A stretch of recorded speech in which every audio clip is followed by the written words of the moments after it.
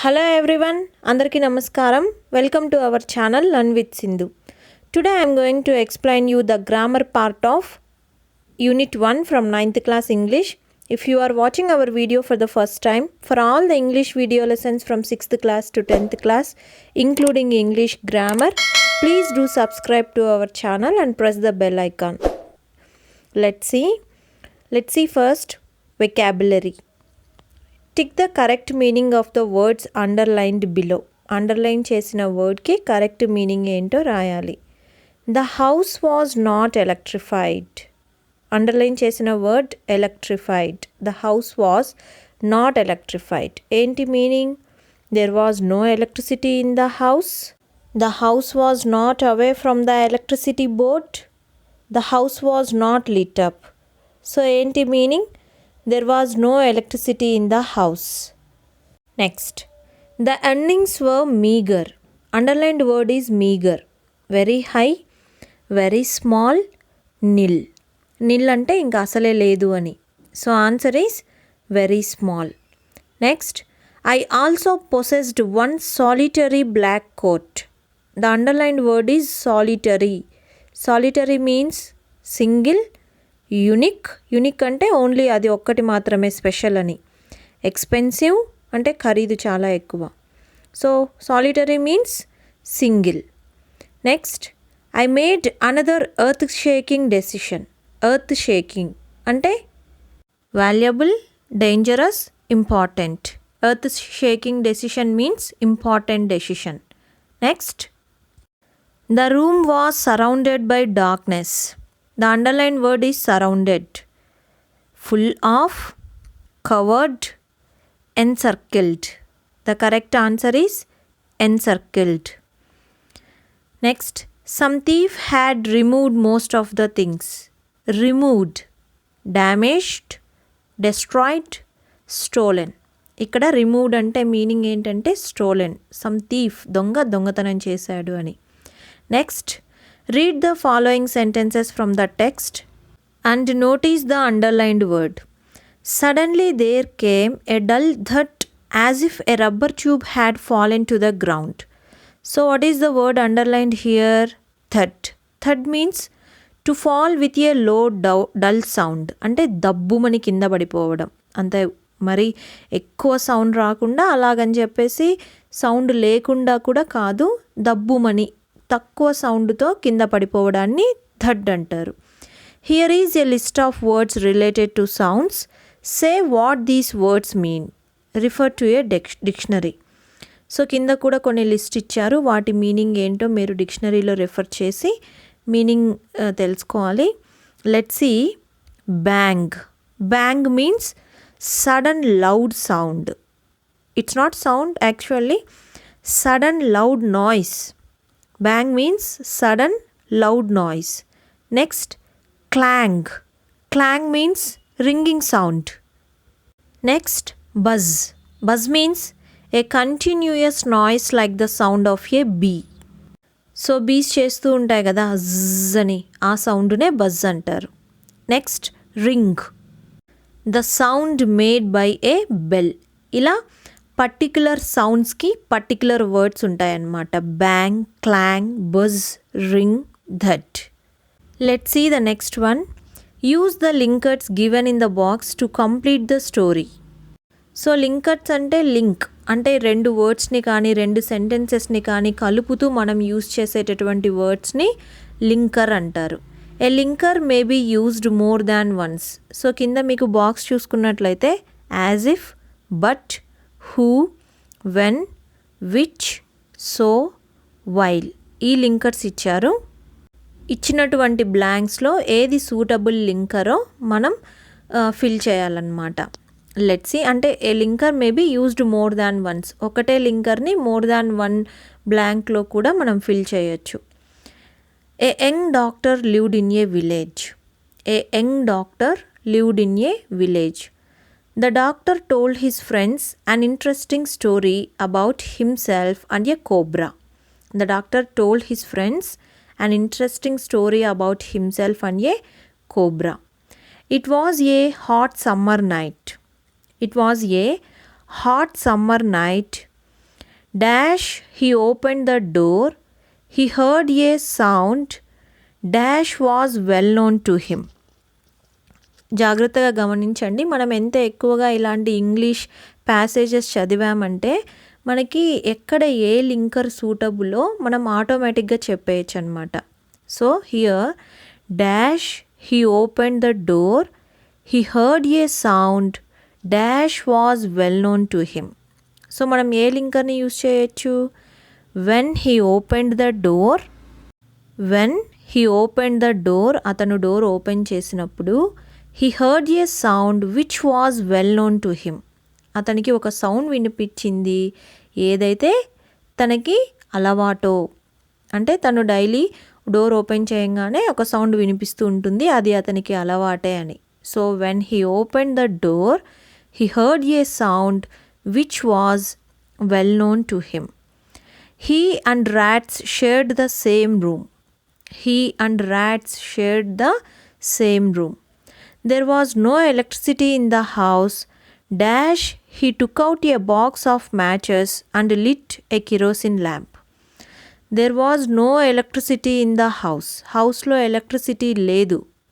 So మనం ఏ లింకర్ని use చేయొచ్చు ఇక్కడ? సో అంటే కాబట్టి. There was no electricity in the house. So కాబట్టి he took out a box of matches and lit a kerosene. Box of matches. So ఇప్పుడు match box అంటే అగ్గిపెట్టె. ఏ box of matches, అగ్గిపెట్టెను open చేసి ఒక kerosene ల్యాంప్ని మండించాడు. he took off his clothes and lay down. dash he could not sleep. he took off his clothes. Clothes remove చేశాడు. And lay down, పనుకున్నాడు. Dash he could not sleep. But he could not sleep, కానీ అతనికి నిద్ర రాలేదు. he got up from the bed and started reading a story book. Near the table there was a mirror. Dash tempted him to look into it himself. Near the table there was a mirror which tempted him to look into it himself. Near the table దగ్గర ఒక mirror ఉంది, ఏదైతే అతనిని అద్దంలో తనను తాను చూసుకోవడానికి tempt చేసిందో. So here we can use which. He was unmarried. Dash he was particular about his handsomeness. He was unmarried, so he was particular about his handsomeness. పెళ్ళి కాని వాళ్ళే ఎక్కువగా అందం పైన ఎక్కువ దృష్టి పెడుతూ ఉంటారు. హీ వాజ్ అన్మ్యారీడ్, సో కాబట్టి he was particular about his handsomeness. He wanted to marry a woman doctor. Dash had plenty of money and should be fat. He wanted to marry a woman doctor who had plenty of money. తను ఒక lady డాక్టర్ని పెళ్లి చేసుకోవాలనుకుంటున్నాడు, ఎవరికైతే ఎక్కువ amount ఉంటుందో. So ఇందాక మనం thing, వస్తువు గురించి చెప్పేటప్పుడు విచ్ అనేటటువంటి వర్డ్ని యూజ్ చేసాం. ఇక్కడ పర్సన్ గురించి చెప్తున్నాం కాబట్టి హూ అనేటటువంటి లింకర్ని యూజ్ చేస్తున్నాం. He wanted to marry a women doctor who had plenty of money and should be fat. Dash he was having such thoughts. Suddenly he felt dash a rubber tube had fallen to the ground. So ఏంటి? he was having dash he was having such thoughts. So మనం ఏ లింకర్ని use చేయొచ్చు అంటే when he was having such thoughts, అలాంటి ఆలోచనలలో ఇతను ఉన్నప్పుడు. when he was having such thoughts, suddenly he felt dash a rubber tube had fallen to the ground. as if a rubber tube, as if అంటే అయినట్లుగా, సడన్గా ఒక rubber tube కింద పడినట్లుగా ఆయనకి అనిపించింది. Dash a snake landed on his shoulder. But కానీ a snake landed on his shoulder. Suddenly he felt as if a rubber tube had fallen to the ground. Rubber tube ground మీద పడినట్లుగా అనిపించింది. But కానీ a snake landed on his shoulder. ఏంటి తన shoulder పైకి వచ్చింది? Snake. At that time, the only thing he could do was to pray to God. The snake would bite him at any moment. Dash, suddenly it turned its head and started admiring its beauty in the mirror.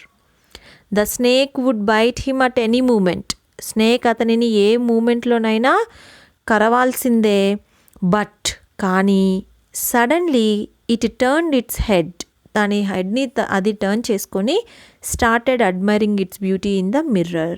The doctor was thus saved. ఆ విధంగా doctor save చేయబడ్డాడు. So like this we can use the linkers. So linkers అంటే వర్డ్స్ని కానీ సెంటెన్సెస్ని కానీ combine చేయడానికి use చేసేటటువంటి వర్డ్స్నే మనం లింకర్స్ అంటాం. మీరు ఎంత ఎక్కువగా పారాగ్రాఫ్స్ ప్యాసేజెస్ చదివారంటే మీకు లింకర్స్ పైన అంత గ్రిప్ వస్తుందన్నమాట, మీరు అంత కమాండ్ చేయగలరు.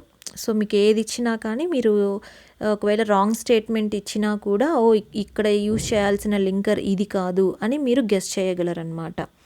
Next grammar. Read the following sentences from the story. We found we had little to carry. Some thief had removed most of my things. We found we had little to carry. Some thief had removed most of my things. In the above two sentences. So first sentence enti? We found we had little to carry. So let's see here. We found we had little to carry. We found we had little to carry. Some thief had removed most of my things.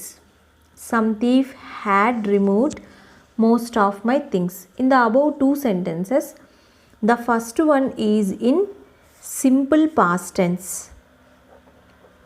The first one is in simple past tense and the second one is in past perfect tense. The second one is in past perfect tense. మనం tenses కనుక observe చేసినట్లయితే verb V2 ఫామ్లో ఉంది అంటే, V2 form అంటే past tense, verb past టెన్స్లో ఉంటే అప్పుడు ఆ సెంటెన్స్ సింపుల్ పాస్ట్ టెన్స్లో ఉంది అని మనం చెప్తాం. సో వర్బ్కి హ్యాడ్ ప్లస్ V3 ఉందనుకోండి, సెంటెన్స్లో హ్యాడ్ ప్లస్ V3 వచ్చిందంటే వర్బ్ పాస్ట్ పర్ఫెక్ట్ టెన్స్లో ఉంది అని మనం చెప్తాం. ఇక్కడ we found we had little to carry, we found. So verb V2 ఫామ్లో ఉంది కాబట్టి ఈ సెంటెన్స్ సింపుల్ పాస్ట్ టెన్స్లో ఉంది. Next sentence some thief had removed, had plus V3 verb past పార్టిసిపుల్లో ఉంది కాబట్టి మనం ఇది పాస్ట్ పర్ఫెక్ట్ టెన్స్లో ఉంది అని మనం చెప్పచ్చు అన్నమాట. సో ఫర్ ఎగ్జాంపుల్ ఈ రెండు సెంటెన్సెస్ని మనం కంబైన్డ్ చేసి చెప్పాలనుకోండి, అప్పుడు ఎలా చెప్తామంటే, సో ఇంకో ఎగ్జాంపుల్, ఒక సింపుల్ ఎగ్జాంపుల్ తీసుకుందాం. ఏంటంటే Sujatha had arrived at the station. Sujatha had arrived at the station. The train came. So ఇప్పుడు ఈ రెండు సెంటెన్సెస్ని మనం కంబైన్ చేసి చెప్పాలి. ఇదేమో పాస్ట్ పర్ఫెక్ట్ టెన్స్లో ఉంది, ఇదేమో సింపుల్ పాస్ట్ టెన్స్లో ఉంది.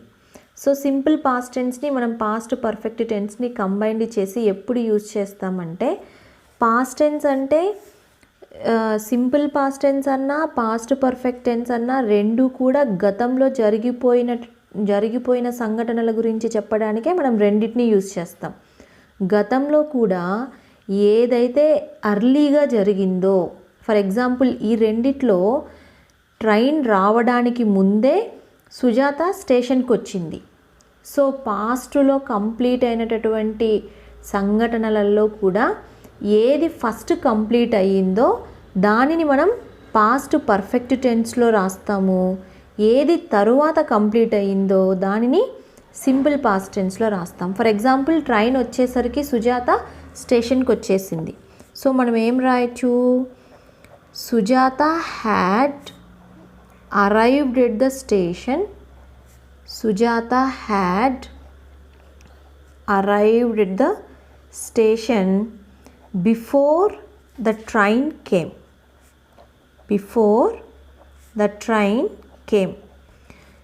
ట్రైన్ రావడానికి ముందే సుజాత స్టేషన్కి వచ్చేసింది. సో ఇలాగా ఫర్ ఎగ్జాంపుల్ డాక్టర్ వచ్చేసరికి పేషెంట్ చనిపోయిన తరువాత డాక్టర్ వచ్చాడు. పేషెంట్ చనిపోయిన తరువాత డాక్టర్ వచ్చాడు. సో ఫస్ట్ జరిగినటువంటి సంఘటన ఏంటి? పేషెంట్ చనిపోవడం. The patient had died. First జరిగిపోయింది కాబట్టి దానిని మనం పాస్ట్ పర్ఫెక్ట్ టెన్స్లో పెట్టాం. సో తర్వాత డాక్టర్ వచ్చాడు, దానిని simple past tense. The doctor came. So ఈ రెండింటిని మనం కంబైన్డ్ చేసి ఎలా రాయొచ్చు అంటే the doctor came after the patient had died. The doctor came after the patient had died. So ఇలాగే కాకుండా మనం బిఫోర్ అనే వర్డ్ని యూస్ చేసి ఎలా చెప్పచ్చు? The patient had died. The patient had died before the doctor came. The patient had died before the doctor came. So రెండింటి meaning ఒకటే, రెండు కూడా పాస్ట్లో కంప్లీట్ అయినటువంటి విషయాలే.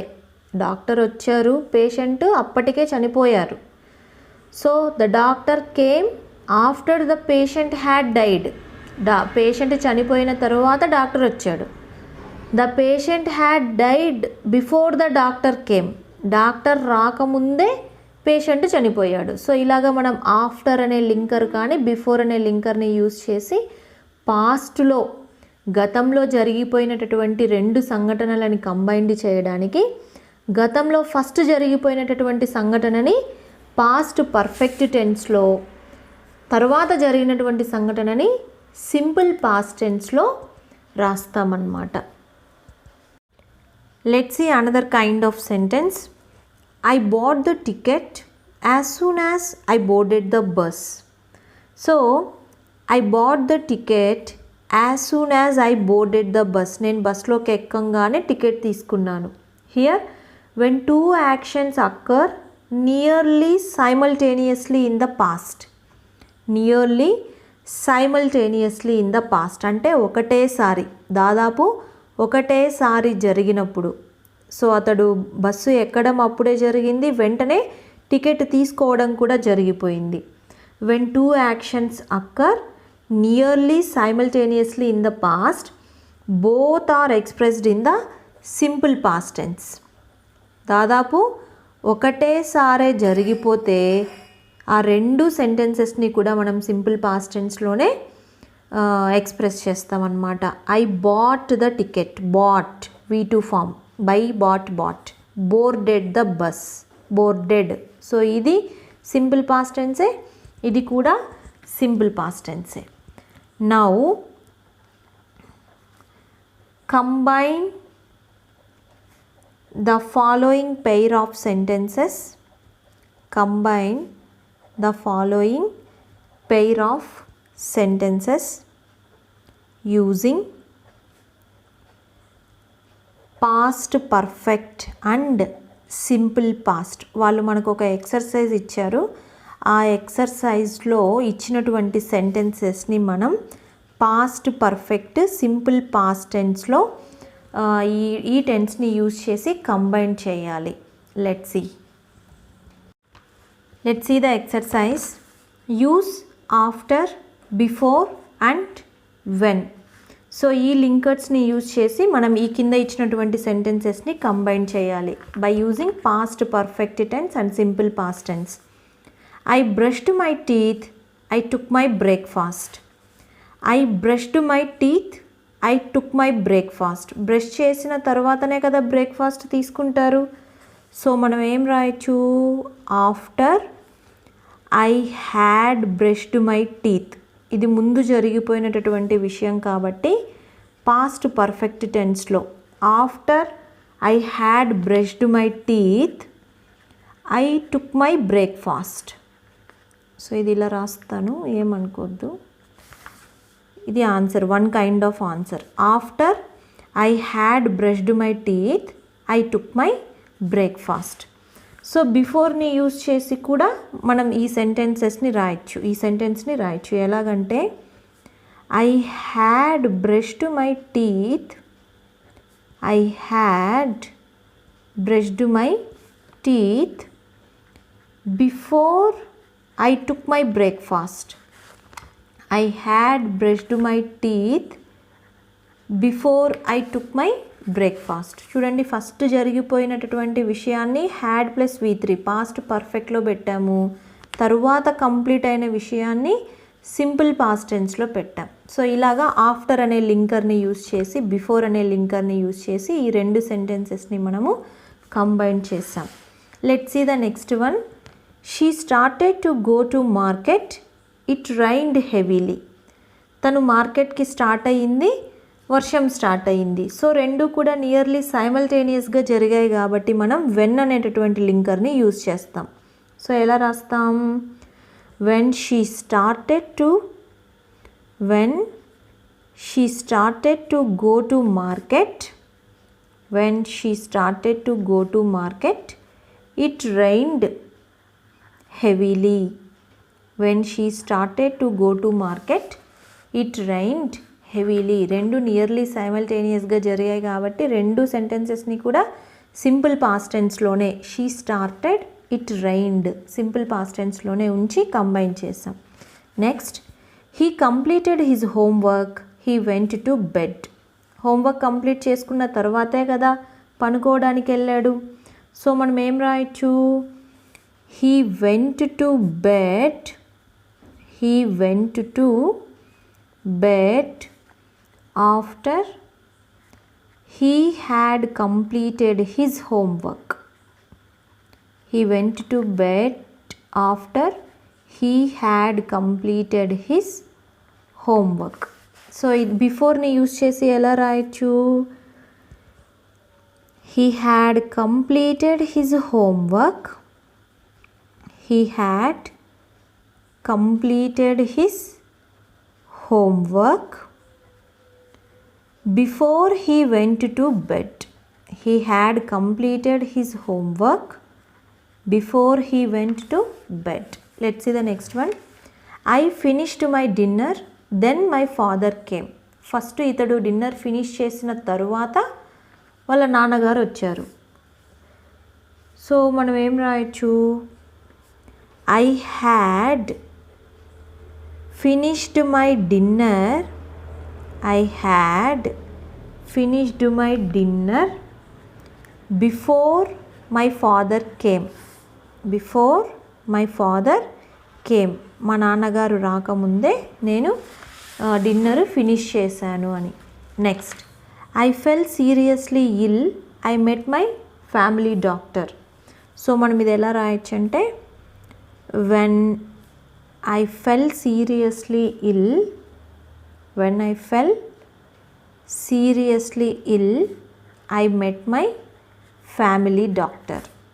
When I fell seriously ill, I met my family doctor. అలా కాకుండా I met my family doctor when I fell seriously ill అని కూడా రాయొచ్చు. And the last one, I locked the door, I went to meet my friend at a restaurant. First door lock చేసిన తర్వాతే కదా తన ఫ్రెండ్ని మీట్ అవ్వడానికి వెళ్తారు. సో మనం ఏం రాయొచ్చు? I went out to meet my friend. I went out to meet my friend at a restaurant. After I had locked the door. After I had locked the door. So first జరిగినటువంటి విషయం past పర్ఫెక్ట్లో పెట్టాము, తర్వాత జరిగింది simple past టెన్స్లో. ఈ రకంగా మనము రెండు సెంటెన్సెస్ని ఈ లింకర్స్ని యూజ్ చేసి ఫస్ట్ కంప్లీట్ అయినటువంటి సెంటెన్స్ని పాస్ట్ పర్ఫెక్ట్లో, తర్వాత కంప్లీట్ అయినటువంటి సెంటెన్స్ని సింపుల్ పాస్ట్ టెన్స్లో రాయాలి. ఇంకా ఫ్రేజల్ వర్బ్స్ అండ్ కొంచెం లిటిల్ బిట్ గ్రామర్ పార్ట్ ఉంది, అది నెక్స్ట్ వీడియోలో చూస్తాం. Please do subscribe to our channel and thank you for watching.